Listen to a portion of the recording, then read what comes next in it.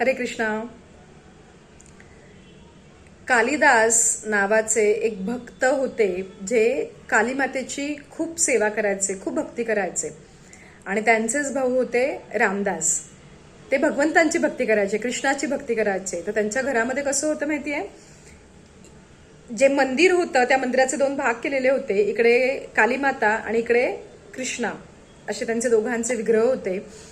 एकदा काय झालं, कालिदासांनी काली मातेसमोर उदबत्ती लावली आणि त्या उदबत्तीचा जो धूर जात होता, जो सुगंध जात होता, तो भगवंतांच्या दिशेने जात होता। तर कालिदास काय करत होते, कालिदास तो जो उदबत्तीचा धूर म्हणूयात आपण, जो सुवास होता तो भगवंतांच्या जवळ जो जात होता, तो ते हाताने इकडे घेत होते आणि ते भगवंतांना म्हणत होते, हा तुझ्यासाठी नाहीये बरं का, तुझी सेवा करण्यासाठी माझा भाऊ रामदास आहे, हे माझ्या काली मातेसाठी आहे। पण तरी सुद्धा तो धूर परत परत भगवंतांच्याच दिशेने जात होता। तर ते काली मातेला बघून म्हणतात, माते मी हे सगळं तुझ्यासाठी करतोय, पण ते देवाकडे जात आहे, ते भगवंतांकडे जात आहे, किती वेळेस मी आता सांगू की हे तुझ्यासाठी आहे। त्यांचं हे खूप वेळ चालू असतं आणि थोड्या वेळाने तिथे स्वतः भगवंत प्रसन्न होतात आणि त्याला म्हणतात की कालिदासा, तुझ्या भक्तीसाठी मी खूप जास्त प्रसन्न आहे। तो भगवंतांना म्हणतो, पण आजपर्यंत मी तुमची सेवा कधीच केलेली नाहीये, मी तर काली मातेचा भक्त आहे। तर भगवंत म्हणतात की अरे, तुला वाटतंय की मी इथे आहे, या विग्रहामध्ये मी आहे, माझ्या असण्यावर तुझा विश्वास आहे, या तुझ्या भावासाठी मी प्रसन्न होत आहे आणि तुला जे काही माझ्याकडून मागायचं आहे ते तू मला माग। हे ऐकताच कालिदास खूप खूप रडायला लागतात की आजपर्यंत मी यांची सेवाही केली नाहीये, पण फक्त माझा हा भाव की तू या विग्रहामध्ये आहे यासाठी भगवंत माझ्यावर प्रसन्न झालेले आहेत। सांगायचा प्रयत्न इतकाच आहे की या सुखासाठी भगवंत स्वतःच आपलं वैकुंठ सोडून त्यांच्या भक्ताच्या घरी जाऊन राहिलेले आहेत। याची खूप सारी उदाहरणं आपण आपल्या वेदांमध्ये वाचलेली आहेत। सो भगवंत जर कशाचे भुकेले असतील तर ते भक्ताच्या भावाचे।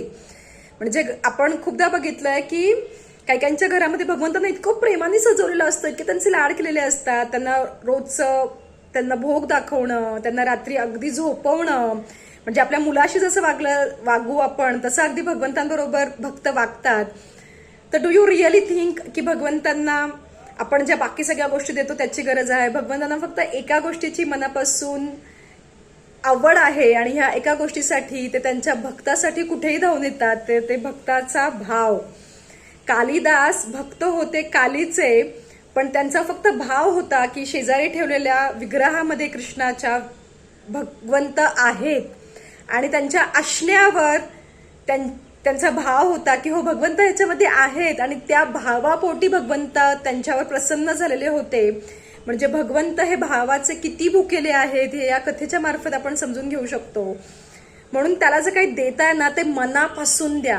अगदी आपण खूपदा ऐकलंय की इतक्याच माळा झाल्या पाहिजेत, इतकंच वाचन झालं पाहिजे, पण मी म्हणेन कधी जर शक्य नाही झालं ना, पण एक माळा करा, पण ती आतून करा, मनापासून त्याला समर्पण करून करा।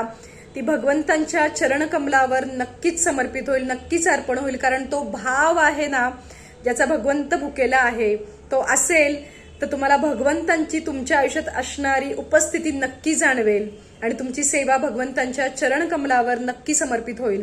कुठली पण भगवंतांची सेवा करत असताना नक्की बघा की मनापासून करतीये की वरवर करतीये।